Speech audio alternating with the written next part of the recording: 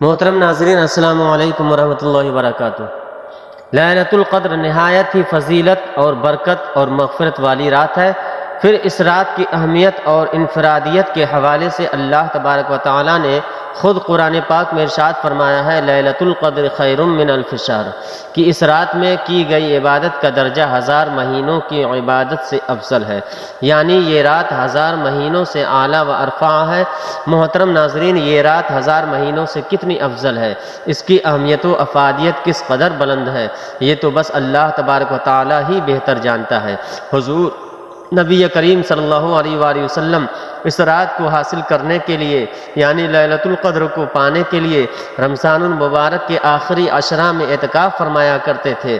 رمضان المبارک کے آخری عشرہ میں لیلۃ القدر کون سی رات بنتی ہے، اس کے متعلق نبی کریم صلی اللہ علیہ وآلہ وسلم نے ارشاد فرمایا، اے لوگو، لیلۃ القدر کی بابرکت رات کو رمضان المبارک کے آخری عشرے کی طاق راتوں میں تلاش کرو، یعنی 21ویں، 23ویں، 25ویں، 27ویں اور 29ویں رات۔ محترم ناظرین، نبی کریم صلی اللہ علیہ وآلہ وسلم کے فرمان کی روشنی میں ان 5 راتوں میں سے کوئی بھی ایک رات لیلۃ القدر کی رات ہو سکتی ہے، کہ لیلۃ القدر کی رات آخری عشرہ کی طاق راتوں میں گھومتی رہتی ہے، لہٰذا ہمیں ان 5 راتوں میں لیلۃ القدر کو تلاش کرنے کی ترغیب بھی دی گئی ہے اور حکم بھی ارشاد فرمایا گیا ہے۔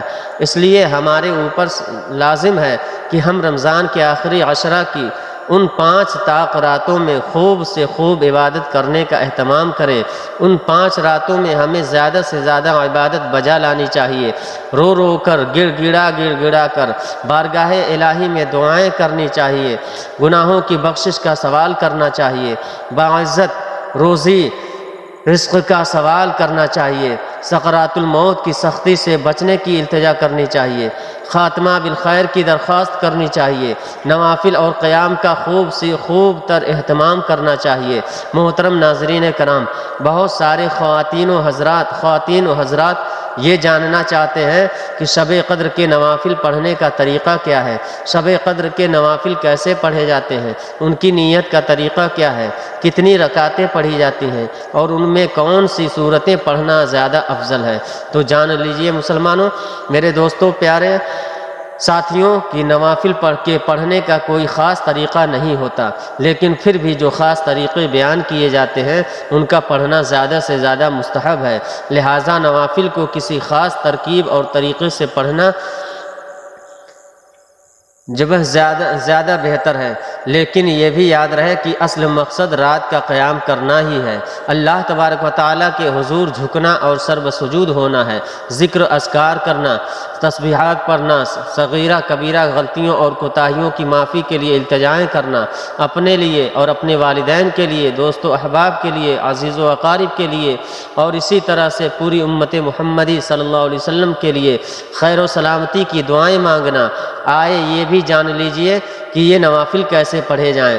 ناظرین کرام، جس طرح سے باقی کے نوافل پڑھے جاتے ہیں اسی طریقے سے ہی آپ جتنے بھی نوافل ادا کرنا چاہیں کر سکتے ہیں، لیکن بالخصوص ان نوافل کا ضرور اہتمام کریں۔ جواب بتائے جائیں گے۔ سب سے پہلے نمبر پر 2 رکعت صلاۃ التوبہ ضرور ادا کریں۔ صلاۃ التوبہ کی ادائیگی کے بعد رو رو کر اور گڑ گڑا کر اللہ تبارک و تعالیٰ کے حضور اپنے گناہوں کی معافی طلب کریں۔ 2 رکعت صلاۃ التوبہ کے پڑھنے کا طریقہ کوئی الگ اور منفرد نہیں ہے، بلکہ جس طریقے سے باقی کے 2 رکعت نوافل پڑھے جاتے ہیں بالکل اسی طریقے سے ہی یہ 2 رکعت صلاۃ التوبہ کے نوافل پڑھنے چاہیے۔ مثال کے طور پر جس طرح ظہر کے فرضوں کے بعد کی 2 سنتوں کے بعد جو 2 رکعت نوافل پڑھے جاتے ہیں اسی طریقے سے ہی ہے 2 رکعت صلاۃ التوبہ پڑھنے ہیں۔ ان میں صرف نیت کرنے کا ہی فرق ہے اور نیت صلاۃ التوبہ کی کرنی چاہیے۔ نیت سماعت فرما لیجئے، میں نیت کرتا ہوں یا کرتی ہوں 2 رکعت نماز صلاۃ التوبہ کی واسطے اللہ تعالیٰ کے محمرہ خانہ کعبہ کی طرف، اللہ اکبر۔ اگر یہی نیت دل میں کر لیتے ہیں تب بھی درست ہے اور اس میں کوئی حرج نہیں ہے، نماز بالکل درست ہو جائے گی۔ کچھ کمی بیشی رہ جاتی ہے تب بھی ہو جائے گی۔ اب صلاۃ التوبہ کی 2 رکعت نفل ادا کرنے کے بعد پھر سے دعا مانگے، گناہوں کی بخشش طلب کریں، اللہ تبارک و تعالیٰ سے باعزت روزی کا سوال کریں، اور پھر اس کے بعد یہ 4 رکعت نوافل بھی ضرور ادا کریں۔ یہ حدیث مبارکہ ابن ماجہ میں موجود ہے۔ حضور نبی کریم صلی اللہ علیہ وآلہ وسلم نے اپنے پیارے چچا جان حضرت عباس رضی اللہ تعالی عنہ سے فرمایا، اے میرے چچا جان، کیا میں آپ کو عطا نہ کروں؟ کیا میں آپ پر احسان نہ کروں کہ آپ جب یہ عمل کریں تو اللہ تبارک و تعالیٰ آپ کے گناہوں کو بخش دے اور آپ کے تمام صغیرہ کبیرہ گناہوں پر قلم عفو پھیر دے، یعنی معاف فرما دے۔ اس کے بعد پھر نبی کریم صلی اللہ علیہ وسلم نے ان نوافل کا ارشاد فرمایا جنہیں صلاۃ التسبیح کے نوافل کہتے ہیں، یعنی کہ صبح صلاۃ التسبیح کی نماز، لہٰذا ان نوافل کا آپ بھی اس رات میں ضرور اہتمام کریں۔ نبی کریم صلی اللہ علیہ وآلہ وسلم نے فرمایا، ہو سکے تو یہ نوافل روزانہ پڑھو، اور اگر یہ نہ ہو کر سکو تو جمعہ کو یعنی ہفتہ میں 1 مرتبہ پڑھ لو۔ اگر ہفتہ میں بھی نہ پڑھ سکو تو ہر مہینہ میں 1 بار پڑھ لو۔ اگر مہینہ میں بھی نہ پڑھ سکتے ہو تو سال میں 1 بار ضرور پڑھ لو، لیکن اگر سال میں بھی نہ پڑھ سکو تو کم از کم اپنی پوری زندگی میں تو ان نوافل کو 1 مرتبہ ضرور پڑھ لو۔ اللہ تبارک و تعالیٰ ان نوافل کی برکت کے ساتھ تمام صغیرہ گناہوں کو بخش دیا ہے، اور پھر یہ نوافل آپ کسی بھی وقت پڑھ سکتے ہیں میرے عزیز ساتھیوں۔ لیکن اصل مقصد یہ ہے کہ جس طرح سے ہم باقی بہت ساری عبادات کا اہتمام کرتے ہیں تو اسی طریقے سے ہمیں شب قدر کی رات میں بھی ان نوافل کو ضرور پڑھنا چاہیے، پڑھ لیا جائے، کیونکہ ان کی فضیلت بہت ہی زیادہ بیان کی گئی ہے اور ان کے پڑھنے کا طریقہ بھی نہایت آسان ہے۔ محترم ناظرین، صلاۃ التسبیح کی 4 رکعت نماز ادا کرنے کا مکمل طریقہ سن لیجئے۔ سب سے پہلے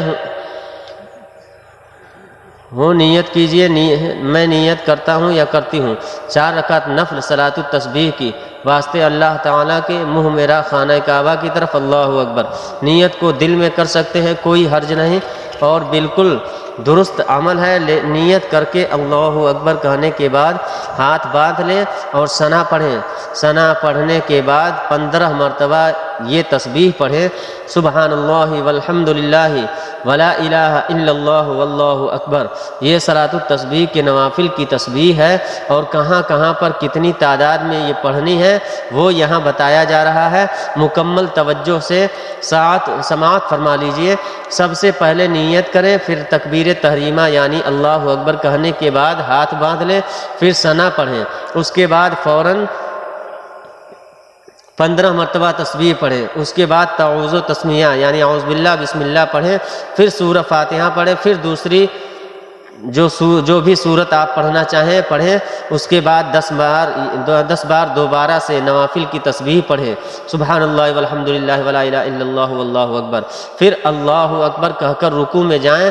رکوع کی 3 بار تسبیح سبحان ربی العظیم پڑھنے کے بعد رکوع ہی میں 10 مرتبہ نوافل کی تسبیح پڑھیں، یعنی سبحان اللہ والحمد للہ ولا الہ الا اللہ واللہ اکبر۔ جب یہ پوری ہو جائے تو پھر سمع اللہ لمن حمدہ کہتے ہوئے رکوع سے اٹھنے کے بعد قیام میں ربنا لک الحمد پڑھیں۔ اس کے بعد کھڑے 10 مرتبہ پھر سے نوافل کی تسبیح پڑھیں، پھر اللہ اکبر کہہ کر سجدے میں جائیں۔ سجدہ کی 3 تسبیح یعنی سبحان ربی الاعلیٰ کہنے کے بعد سجدے میں 10 مرتبہ نوافل کی تسبیح پڑھیں، پھر اللہ اکبر کہنے کے بعد اٹھیں اور 2 سجدوں کے درمیان یعنی جلسہ میں بیٹھ کر 10 مرتبہ نوافل کی تسبیح پڑھیں، پھر اللہ اکبر کہنے کے بعد دوسرے سجدے میں بھی ویسے ہی سجدہ کی 3 تسبیح پڑھ کر 10 بار نوافل کی تسبیح پڑھیں، پھر اللہ اکبر کہہ کر سجدے سے اٹھ جائیں اور دوسری رکعت کے لیے قیام میں کھڑے ہو جائیں۔ اس طرح سے پہلی رکعت میں کل 75 مرتبہ نوافل کی تسبیح ادا ہو جائے گی۔ دوسری رکعت میں بھی سب سے پہلے 15 مرتبہ نوافل کی تسبیح کے بعد سورہ فاتحہ، پھر دوسری سورت، پھر 10 بار نوافل کی تسبیح، پھر رکوع میں بھی 10 مرتبہ نوافل کی تسبیح، پھر قیام میں بھی 10 مرتبہ نوافل کی تسبیح، پھر سجدہ میں 10 مرتبہ، پھر جلسہ میں 10 مرتبہ، پھر دوسرے سجدہ میں 10 مرتبہ نوافل کی تسبیح پڑھیں اور پھر التحیات میں بیٹھ جائیں۔ اور اس طرح سے جو ہے آپ کو 4 رکعت پڑھنی ہے، اور اخیر میں تحیات پڑھیں، درود ابراہیمی پڑھیں، دعا پڑھیں اور پھر اللہ اکبر کہہ کر اٹھ جائیں تیسری رکعت کے لیے۔ ثنا سے شروع کریں جیسے پہلی رکعت کی تھی، اور بالکل پھر سے پہلی اور اس میں تیسری میں جو ہے ثنا نہیں پڑھنی ہے، اور پہلی اور دوسری کی طرح ہی تیسری اور چوتھی رکعت مکمل کریں، پھر اتحیات میں بیٹھ جائیں اور اتحیات کے بعد درود شریف اور دعا کے بعد سلام پھیر دیں۔